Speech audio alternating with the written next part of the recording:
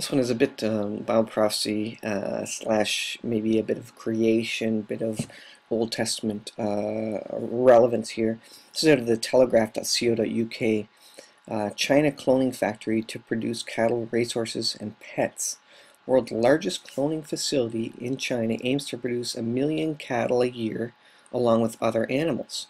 Now I'll explain why I think this is significant in a second here. Interest in agricultural biotechnology has been rapidly increasing in China, where farmers are battling to provide enough beef for the country's growing middle class. The world's biggest animal cloning is due to open in China, producing 1 million calves a year, sniffer dogs, and even genetic copies of family pets. Now, from the outset, it may look like there's a good need for a cloning factory, to feed the population. But there's actually good evidence to suggest that excuse me, that the nephilim in the Bible, one of the reasons why the flood occurred is possibly because there was a lot of genetic code disruptions, and the Bible says that Noah was pure in his time among his the people of the day, and that probably relates in part to his genetic code, his DNA, and he wasn't part of a crossbreed or a cloned or a genetically altered race of humans that were likely alive prior to the flood. The book of Enoch actually speaks of the Nephilim, for example, and how they cloned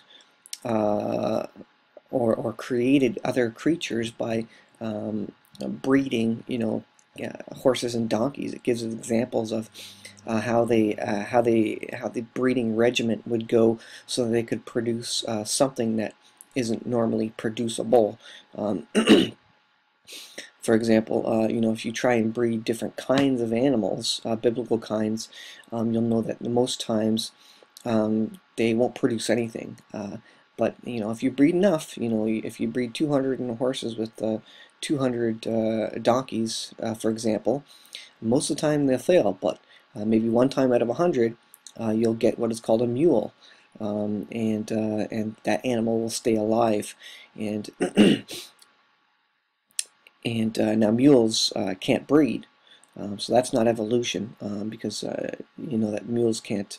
There's nothing after the line in terms of mules, but but it is an example of where there was beings, the people, whatever, prior to the flood, the Nephilim, that were trying to change the gene code and kind of create different animals. Now it brings in the creatures of Greek mythology.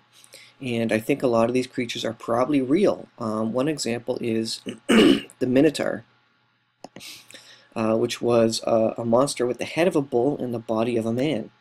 And this is what you could get by cloning, by cloning and breeding animals together unnaturally. You get quite unnatural creatures, and the Bible speaks of these, and this is throughout Greek mythology here, these animals. See if I can find another. There's lots of giants in Greek mythology, again, and there was giants before the flood, and there was giants after the flood.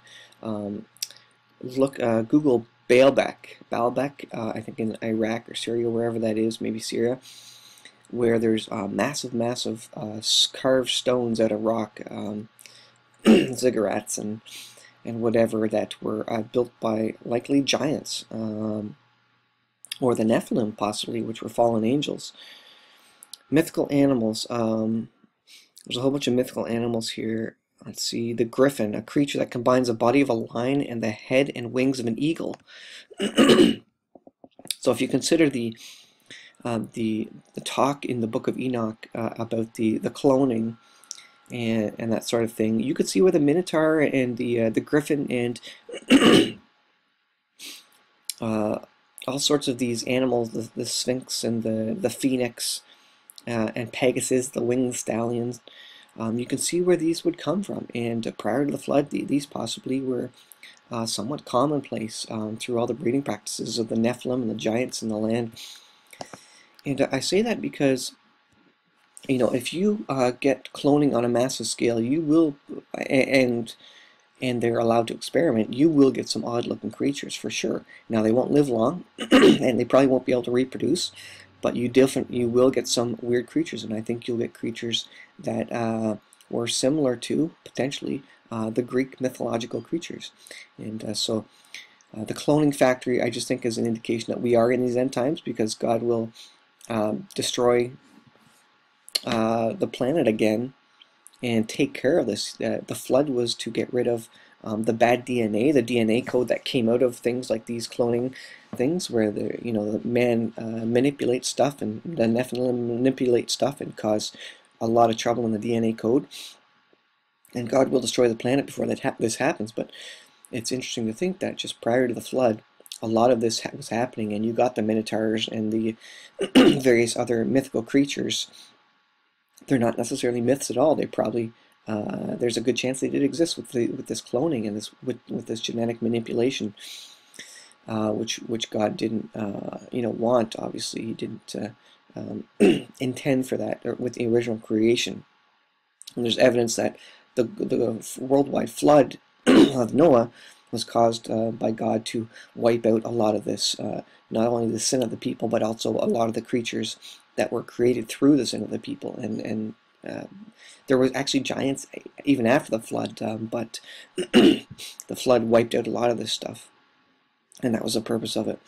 So yeah, go check it out in the book of Enoch, and it means we're in the end times, because if we're getting into commercial size production and testing of cloning things, we're going to get right back into where we were prior to the flood. So that tells you how close we are to the end times, and the world will not be wiped out by a flood, but this time it's going to be wiped out with fire. That's the biblical end times scenario in the book of Revelation. So we are there.